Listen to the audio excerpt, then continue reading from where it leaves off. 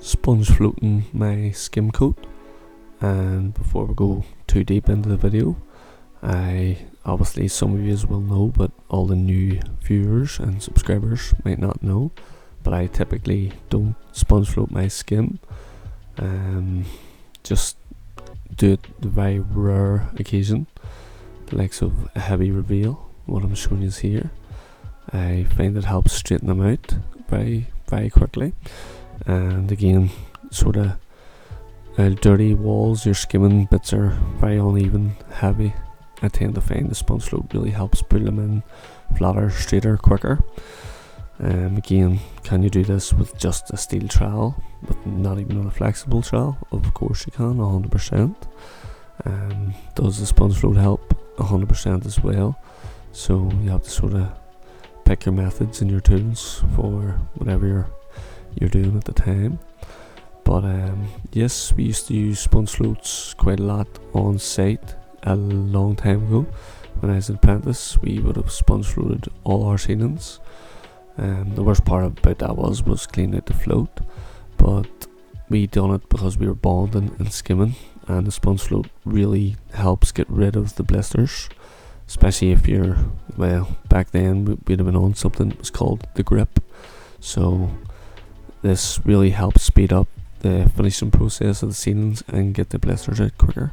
One more thing before we really get into the way I go about sponge floating. That's the reasons why I sponge float. But before we really get into the video of the way I do it, you have to know that the likes of British Gypsum and Carlite, they don't actually recommend sponge floating their products. From what they say is that it can result in a powdery finish. This is very hard to paint, and it also, the reason I don't really recommend it is, well, I don't recommend it full stop, is that you're mixing the top coat with the first coat and basically, you know, messing up the setting times of the products. So just to let you know that before we carry on to how I actually go about sponge floating skimmed work.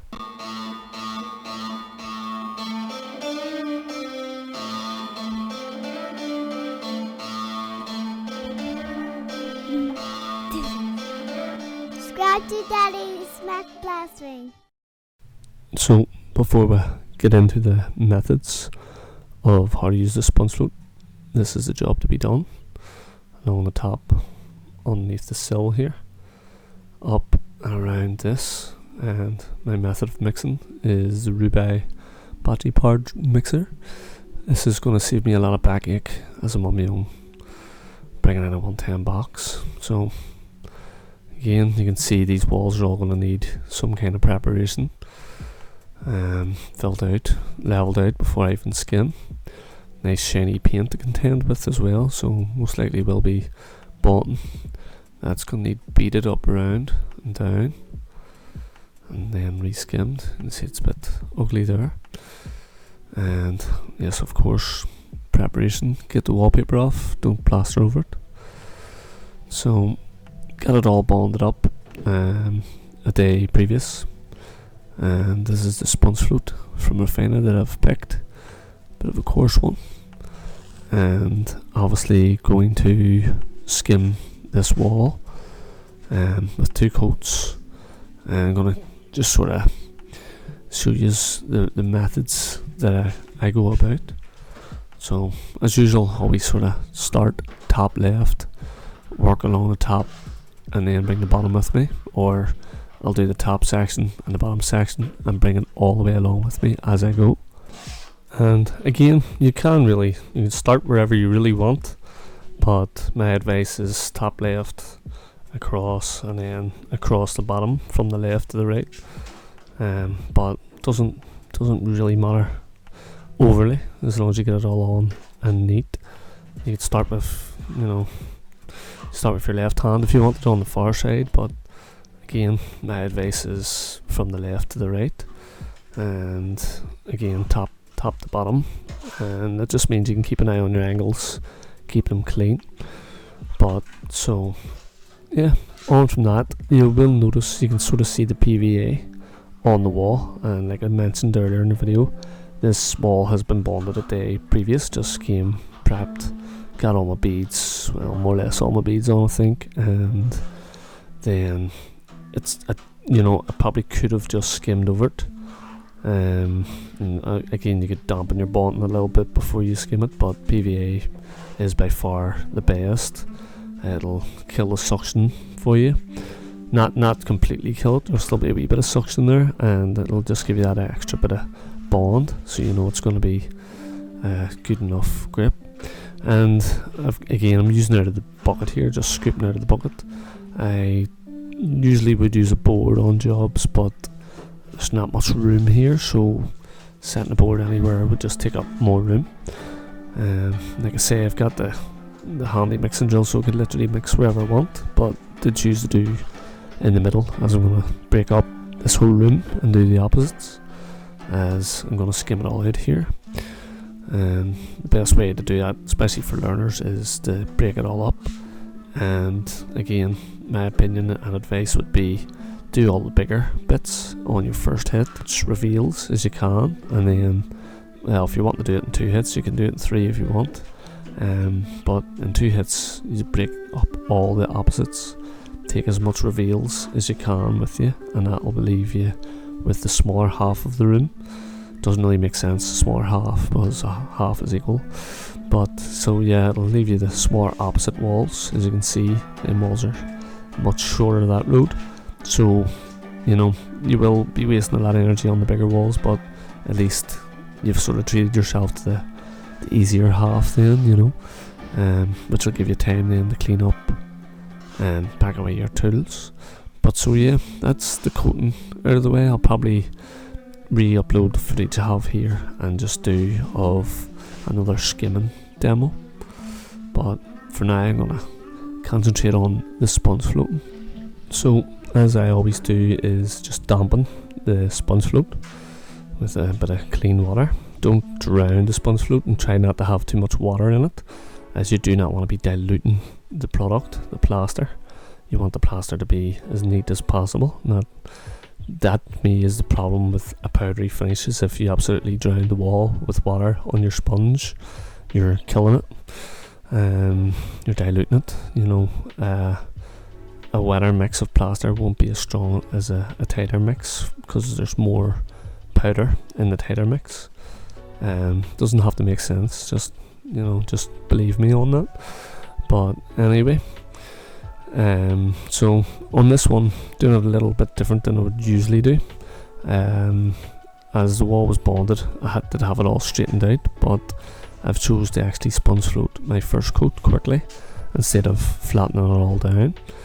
And you can see it's building up on the sponge here, but just chose to give it all a quick sponge up now, and then second coat on top of that. And usually I would actually double coat it first, second coat it, and then not leaving it too long. I would usually hit it with the sponge and then chow it up, but this here's another method that can be used, slightly different, but this will also help me straighten this wall out, ready for my next coat.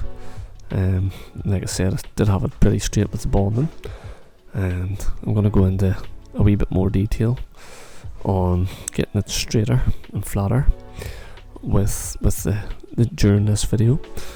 And I don't know if anybody's noticed the wee plastic bags around the live sockets. Don't think I was able to get them switched off, as there was I think a refrigerator plugged in somewhere, so this ring of sockets wasn't able to go off. I would always recommend actually getting the electrics off, but not too bad with 2 sockets. I'm able to cover them up and feel safe enough working around them. So just second coating now. I have allowed my first coat to pick up slightly. I obviously don't want it to go too stiff, otherwise all the lines and marks that I've made are going to really hinder me. I want to try to keep this wall nice, neat and flat. So that's the whole idea, guys, is try and keep everything as tidy as possible when you're coating from the word go. And you'll also notice that I have the opposites on. again, I will try to make another sponge float video when opportunity presents itself, as again, like I say, I don't particularly do it all the time. Wouldn't be my first choice of a way to just skim a flat wall, but for something that's a wee bit uneven, it does help. It definitely surely helps, or something heavy on the likes of reveals. But again, when you're plastering, you should always try to build things out in layers instead of trying to put too much on in one go. But sometimes we don't always have that option, and sponge float will help dramatically, especially, it could be a very handy tool when you're coming into the trade for the likes of reveals and round beads. Anywhere it's a bit heavier, you give it a sponge float and it'll definitely help neaten up your job. But again, second coat here allowed it to pick up some, mixed up a fresh batch to go over it all. So I know this is going to set lovely. It's not going to pull in too hard on me. And there's the other wall, no sponge float needed. So I'll maybe do in the future sponge float versus steel trowel and remake this video and show you the end results on both walls. But again, let me know in the comments if you're interested in seeing that, and if you're interested in seeing the other method of sponge floating where I sponge float the second coat other than the first coat. So again, going to coat my top and my bottom second. I'm taking it here in sections. As you can see, there's pipes and stuff all still plumbed in there, so I may as well just do the left hand side and then the right hand side. And like I mentioned before, it's not a massive deal where you really start, as long as you get everything nice and neat and tidy. But as I would recommend, left to right, top and bottom. The other thing here where this might be handy for some of the newer people to plastering, I had got a lot of comments over the years, especially asking, how do I know where I second coat? How do I, that people were sick of missing areas and they're drying on them and peeling. Sponge float might be your answer. Why don't you sponge float all your first coat, and then when you're second coating, you're going to see where you're missing, because it's going to have a slight texture to it. Just a thought, guys. Might have solved a bit of a problem for you. But that is one way, as you'll be able to see where you've started, where you've stopped, and continue on round. Again, that's not why I sponge floated, as I go in a bit of a routine left to right, so I always get my wall covered. And after the many years I've been sort of at it, you can feel the wall, you can feel the difference. Even the likes of, if a wall's half painted and half bare at the bottom when I was reskimming, you maybe, yourself maybe need to give an extra coat of PVA on the bottom, and or trowel that first maybe, and then trowel where it was painted, as the suctions would be different. And again, with time and experience put in, you'll feel this on the trowel, you'll feel the differences. So as promised, I'm going to show you how I get it that bit more straighter, and just like the sponge float, dampening down my spatula. And the first place I'll straighten all the kitchen will actually be along, for reskims, will be along where the kitchen worktop's going to be, and then obviously I'll go around all my angles as well. But you can see how the Tyzac spatula actually gets it pretty flat straight away. I think I could nearly finish a wall with this bad boy. Have actually used them on a full kitchen before, where I did really use the spatula. I basically had the 4 walls on and the ceiling. It was a bit of a frantic day, I needed to get a lot done, and the Tyzac spatula did help. But that's another story. So always clean it after use, guys. Don't let it go hard on that thing, otherwise you'll be scraping it, and you don't want to do that. So just going to bring this up close, and this is the kind of texture that the sponge float leaves. You don't put pressure in, guys, just let it glide over, That's where the damp sponge actually helps, and obviously when it builds up a skin, it sort of does help too. But that's kind of the texture you want before you go mad pressing in too hard with the sponge float.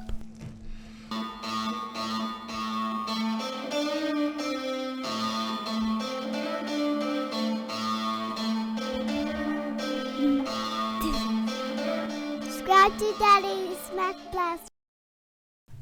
So, just a quick recap. If anybody does want to know more methods on sponge floating, or a real proper tutorial instead of just me chit chatting about sponge floating and giving some tips there, hopefully some useful tips to use.